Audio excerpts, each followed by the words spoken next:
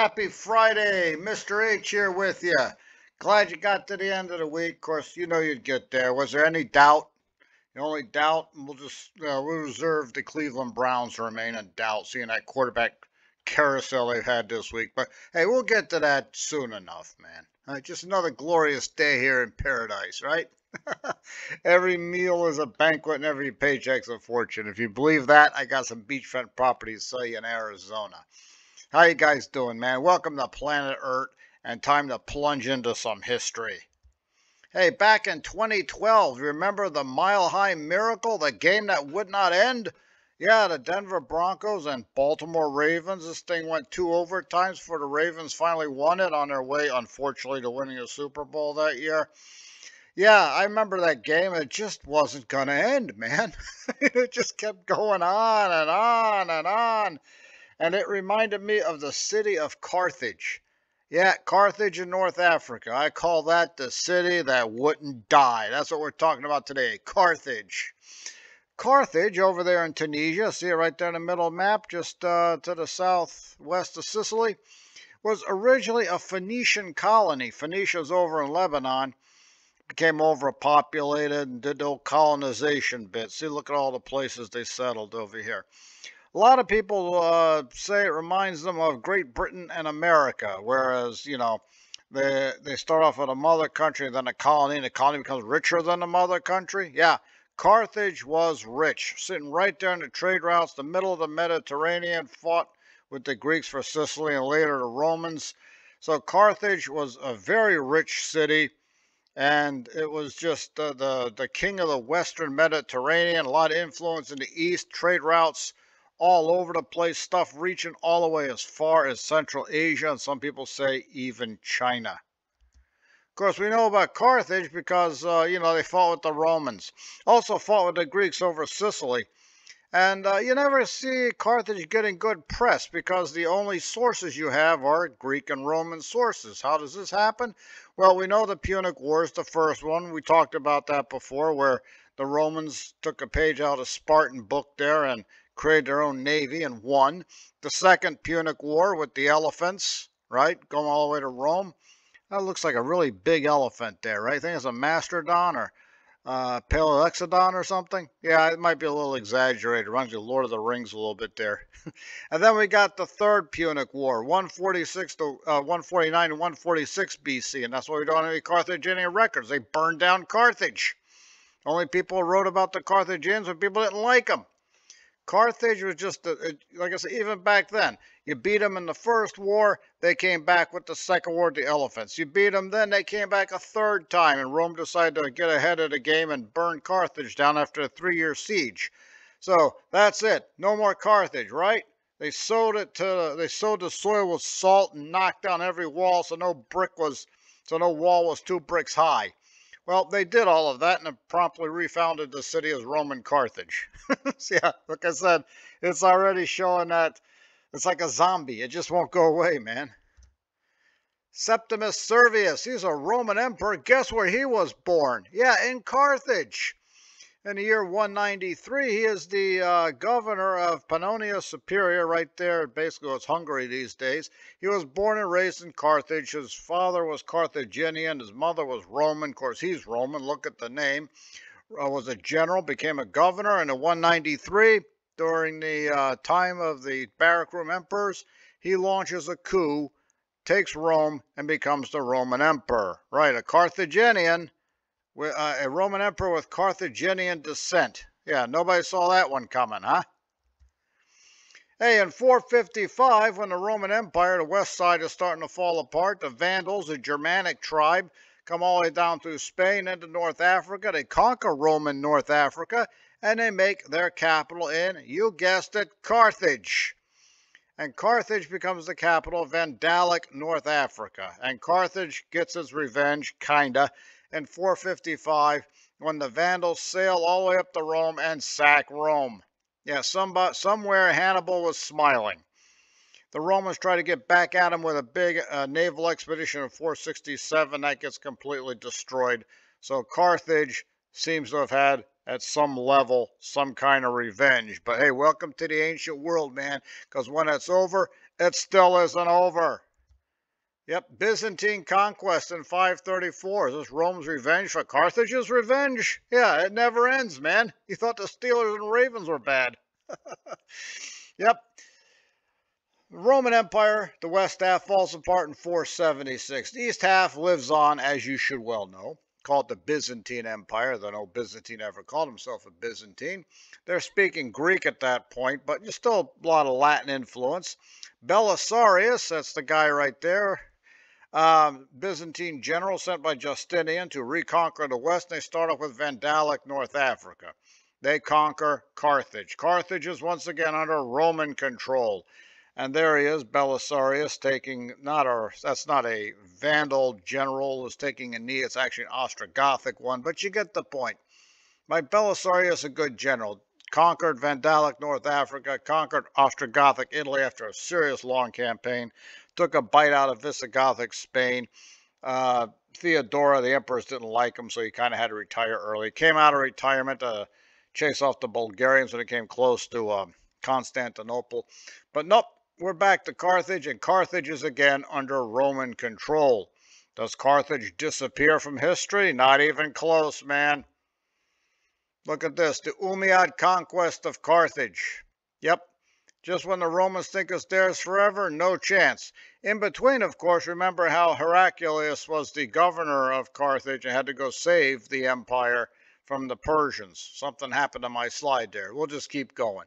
So Carthage ends up saving the Eastern Roman Empire. But Carthage doesn't stay under Roman control forever, because there come the Umayyads. They take down Carthage, and now it belongs to them. Why is Carthage so important? There you are. Look where it's located, on the trade routes. Plus, in that era, Tunisia was very fertile. It wasn't quite the same, amount of grain you get from Egypt, but definitely a good contender in the grain market. And look, it's close to everybody too, closer than Egypt. So they got a good market going on. So now Carthage becomes important because it's the western outpost for the Umayyad dynasty until, of course, they go to Spain and try and take out France. But there it is. It's still on the trade route, still important, still there. St. Louis in 1270 and 2019. In 1270, right, St. Louis, right, of France, goes on what they call the 8th Crusade. Some people like say 9th Crusade as well. He decides he's going to land at Carthage, conquer that, and move his way all the way across the Middle East. Well, he doesn't really get that far. He shows up and dies in North Africa. So, yeah, that didn't go anywhere. And if that name St. Louis looks familiar, yep, like the city of St. Louis over Missouri, home of the 2019 Stanley Cup champions, St. Louis Blues. If you want to have some fun, go on YouTube and watch the interview after they win the Stanley Cup. Yeah, a lot of bleeps. Yeah, FCC made some money off them that year. But hey, way to go, St. Louis. They haven't been anywhere near a Stanley Cups before then since 1973 or something like that. Yeah, no, good job, Blues. Hey, remember these guys? Yep, Carthage never ends, man, because after the Middle Ages, the Turks owned it, and then the Turks lost control, and welcome to the world of the Barbary pirates. Talked about these guys a few weeks back, too. And what's one of the Barbary pirate states? You guessed it, Tunis. And Tunis has a suburb called Carthage, and it's a lot of naval stuff and pirates and taking over trade routes. That's right, it never changes, man. It never changes. The uniforms change, but the motivation and tactics are still there. Hey, in 1985, Rome and Carthage sign a peace treaty. Yeah, the Punic Wars finally end after 2,131 years. They never signed a peace treaty in 146 BC because they completely destroyed the city. Right, there's no government there to negotiate with. But in 1985, the mayor of Rome and the mayor of Carthage got together and signed a peace treaty. Had a soccer game afterwards between the two teams representing the city. So sounds like the war's still going on. Carthage. And do you think the story of Carthage ends in 1985? Is Carthage still around in the 21st century? Oh, you bet it is, man. 90-day fiancé. See this guy, Zaid? Guess where he's from? Tunisia. What city? Tunis. What part of Tunis? A suburb near a harbor called, you guessed it, Carthage. Yes, Carthage is still here. Carthage still torments us. They call Rome the Eternal City. Got nothing on Carthage, man. It will never, ever go away. Now, I was looking up some dinosaur stuff, not just for the show, but I just like to do that stuff. And there is this perception, and it's correct, that the Cretaceous period is the end of the era of the dinosaurs. Yep, the age of dinosaurs comes to a screeching halt 65 million years ago at the end of the Cretaceous when the asteroid hits. No dinosaurs allowed past this point. Though there are some things that remind you of dinosaurs running around in the early Cenozoic. We talked about how the Age of Mammals seemed to get off to a late start. Talked about the terror birds. It seemed like a mini T-Rex kind of dominating South Africa. There was something else in South Africa even scarier than a terror bird.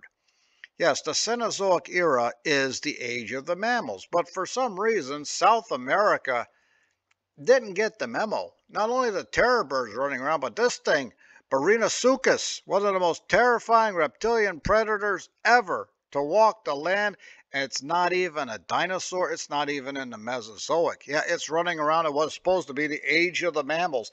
And it's there for a very long time. We're talking 50 million years ago to 11 million years ago. A very long reign in the age of the mammals. And this thing is clearly not a mammal. Does it look a bit like a crocodile? Yes, it does, because that's what it's related to. Look how big this thing is, man. Look at this thing. Clearly 5 feet tall, right there at the top of the head. It's got to be an easy 10, 12 feet long. It's big, it's mean, it's a carnivore. It probably has bad breath. Has a crocodile look, because that's what it's related to, but it doesn't live in the water. That makes it worse. This is a color photo. Tell me something about that. Yeah, it's probably got the skin like a crocodile, but look at those legs, right? That's not something that just, wanders around. They're not splayed out like the usual crocodile or alligator, right? These are long legs. So this thing is big, and it can run. So great, big and can run. Should be a linebacker someplace. Now, what did this thing eat? Basically, whatever it felt like eating, right? But was it an ambush predator? Oh, no doubt about it, right? It's also, you can see how big it is. It's got that, crocodile look again. I keep bringing that up, and that really tough skin. So this thing must obviously weigh quite a bit. All right, so ambush predator, waits for something to come close, and it jumps out and attacks. But I keep looking at those legs, man. And this thing is big, it's heavily armored, it can run. So this horrifying monstrosity, not only can it overpower you, it can outrun you. There's no way to win against this thing. I guess get around that tree and just keep staying on the other side of the tree from this thing. I don't know. It's the only advice I have for you. Plus, don't go back to the early Cenozoic. If you invent time travel, it's not going to end well for anybody. People don't really know a lot about Eert26 because it's still a fairly recent discovery. They discovered it in Venezuela in 2007. So they're still trying to, piece things together. They don't have a full specimen. They've got lots of partial remains and are able to put it together and extrapolate. A lot of footprints that they have definitely traced back to Eert26. So this thing, like I said, it gets around. How fast? I don't know yet. I like to find out how far apart these footprints are, because when things are running, the stride gets longer, Be a good thing to guesstimate the speed of this thing. Like I said, it's got to be a good runner, a good 40 time. That's how they think it might have run. See how the front legs go back and those hind legs come forward? Yeah, that means it can pick up some serious speed, all right? And something like this, if it takes off running after you, I'm thinking it can run you down in 40 to 50 yards. If you manage to get away from it, then you might be okay, because as big as it is, and as fast as it probably is, I don't think it has a lot of endurance. Reptiles usually don't run for hours after hour. And if you find yourself in the early Cenozoic and one of these things is chasing you, you're not sure you could beat it in a straight line, probably want to zigzag, move at 90-degree angles. Maybe it'll tire the thing out and it'll kind of forget about you. A little bit of advice from your friend, Mr. H. So we know that the terror birds were dominating South America at the time. They were there for a long time. We knew Berinosuchus is there and there for a long time as well. Definitely overlap. I mean, basically they're almost as long. Berinosuchus died out in 11 million years ago, and terror birds are hanging on to as recently as, I think 2.5 million years ago. So there's a lot of overlap. And what kind of relationship did these things have? I mean, obviously they encountered each other. Everyone says the terror birds were the dominant predator of South America, and I don't know. You look at Berinosuchus, and I'm pretty sure it could take out a terror bird. That's what I think the relationship is. I think terror birds were not the number one predator. I think they were number two. If they run into each other, yeah, that terror bird's probably going to make a run for it. If they did end up fighting each other, the only chance a terror bird would have probably bring down that sharpened beak on top of his head. But it's one of those, you got one shot or it's all over. So good idea to run away. Discretion, better part of valor sometimes. How about those Steelers, man? There was no discretion there. It was all valor. They just charged straight ahead against the Packers and won it 23-19. They wore what they call throwback jerseys, and the only difference between the jerseys from pre-1997 and today is that they were block letters back then. I don't see much of a difference. It's just something to sell more stuff to people. But that doesn't matter because, the Steelers won. That's all that matters. Pittsburgh 23, Green Bay 19. It was actually a very good game. The Steelers doing their usual, let's do something in the fourth period kind of thing. Green Bay played very hard, played very well, but not quite enough. If this game had been in Green Bay, who knows? But when you're playing in Pittsburgh, it's really hard to overcome the Steelers when they got the home crowd in front of them. Yep, Najee Harris had to jump over somebody. Every game he's jumping over somebody. We should really keep a count on that. So that's at least 3 games I'm aware of. I'm going to go back and take a look at the Najee Harris jump meter after a while. But I don't think he made it quite over this guy. But hey, if you win the game, nobody cares, right? Win's a win. Did you see that bench clear at the end? Yeah. The Packers are driving there towards the end, and the last play of the game, they throw it into the end zone. Steelers pick it off, run towards the thing, and there's a late hit, clearly a late hit on Green Bay's part. I don't know if anybody got fined or anything. See, the flag came out. If you're going to start a fight with an opposing player, try not to start the fight on that opposing player, on the sideline of the opposing player's team. All right, you're already outnumbered, man. No need to relive Thermopylae, okay? Anyway, Pittsburgh 23, Green Bay 19. That is what matters. However, that was last week. This week, we got the Cleveland Browns, and we're headed right into Clown Town, a mistake by the lake. Steelers taking on the Brownies. Not sure if that's the uniforms they'll be wearing, but, again, doesn't really matter because it's Pittsburgh versus Cleveland. It doesn't matter if they're playing on the moon, man. The Steelers and Browns will always fight each other. This one, of course, in Cleveland at the Dog Pound. Pittsburgh has the edge, but Cleveland's not bad either. They're both 6-3. In fact, these two teams are very similar to each other. Same record, 6-3. And no one's really sure how they got to that record. I mean, Pittsburgh has a good defense. So does Cleveland. Pittsburgh's offense could be better. Cleveland's offense could be better. See how they resemble each other? Some people say Cleveland might have an edge because they're playing at home. Coach Tomlin is 24-5 against the Browns. Always finds a way to beat up on Cleveland. But the Brownies are doing pretty well this year. Some people are very surprised. I gotta admit, I'm surprised. But when you think about the law of averages, yeah, they probably should have a winning season once a century or so. This was supposed to be the starting quarterback for the Cleveland Browns, Deshaun Watson. We know all about this guy. It's easy to get into his head. He has a bad temper, so it messes up his thought process. You make him throw short, he'll just get madder, and he makes mistakes under pressure. Well, he made a mistake last week, had an injured shoulder, went back into the game and tore up his rotor cuff, and he is gone for the year. Yeah, so Deshaun Watson, if he's at the game, he's watching from the sidelines in sweats. So they had to go to their backup quarterback, P.J. Walker. Remember him from the XFL back in 2020? Did a really good job back then. I like those Houston Roughneck uniforms where they went and screwed it up this year. But still, He had a good job there, and he went to Carolina for a while. I think he was with the Colts too. Now he's in Cleveland. He was supposed to be the starting quarterback, and guess what? Yeah, for some reason he's not going to be the starting quarterback. I'm not entirely certain why. So they dropped down to number 3 guy, Dorian Thompson-Robinson. He's a rookie this year. He has thrown 3 interceptions and no touchdowns, but don't underestimate anybody. Okay, nobody gets into the NFL by being bad. I know there's a few names that come to mind. You wonder how they got there, but somewhere along the way they showed some kind of skill. Now, Dorian Thompson-Robinson, don't know how he's going to do. It's his first actual start, and it's coming against the Steelers, a really good defense. So, again, never ever underestimate anybody. You know they're going to blitz him hard in the beginning of the game and try and knock him out. Now, if something happens to DTR here, I don't know who the next Cleveland quarterback's going to be. I guess they go back to P.J. Walker, or they will probably, grab some guy out at a drive-thru over there at Skyline. Yeah, might as well. The Browns have a history of tearing through quarterbacks.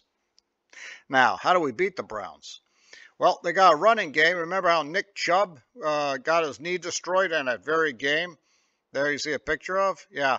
It's another thing about the Browns. Look like they're running out of people. The quarterback's gone. The main running back's gone. But Jerome Ford has stepped up and done a good job for the Browns. So I don't know if Nick Chubb's ever going to come back from an injury. But if he doesn't, I think Jerome Ford's a good guy to pick up the slack there. And you know that when you have a new quarterback, they're going to depend on that running game. So if they shut down the Browns' running game, i.e. chase down Jerome Ford, then Pittsburgh is going to have them. But you got to shut down that running game. That's just the way it is. Browns have a really good defense this year.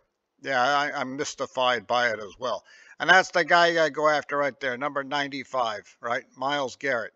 If you go straight at him, and you keep hitting him head on, sooner or later that defense is going to break. You got to hit him head on, drive him back.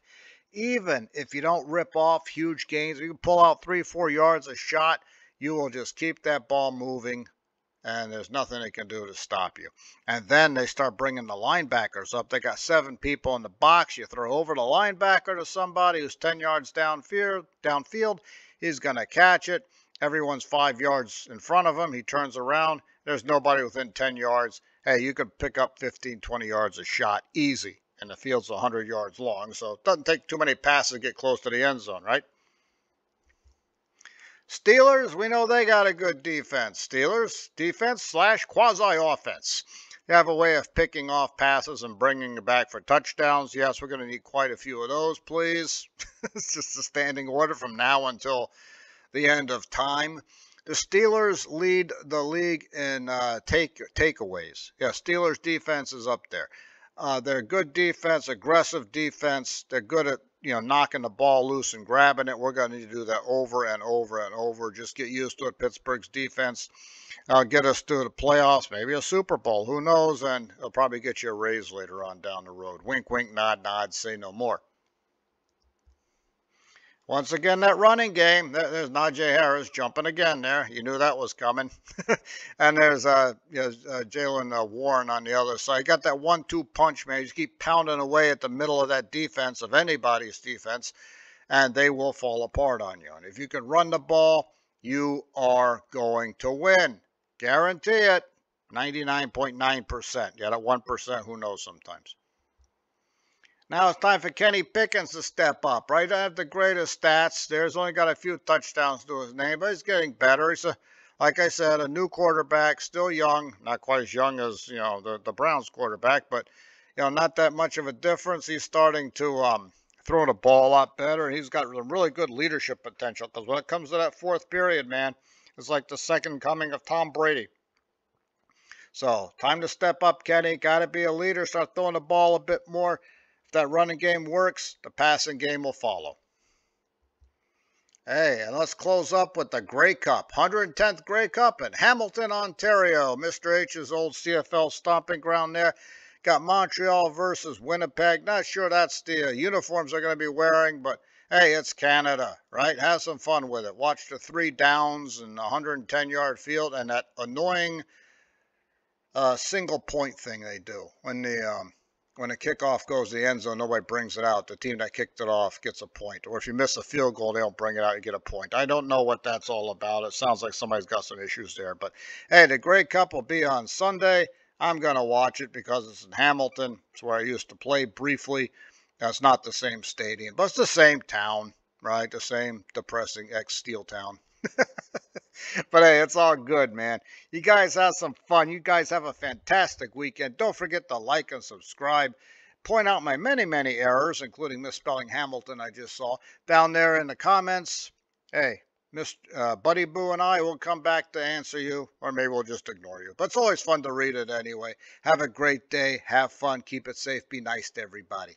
Das vidanya.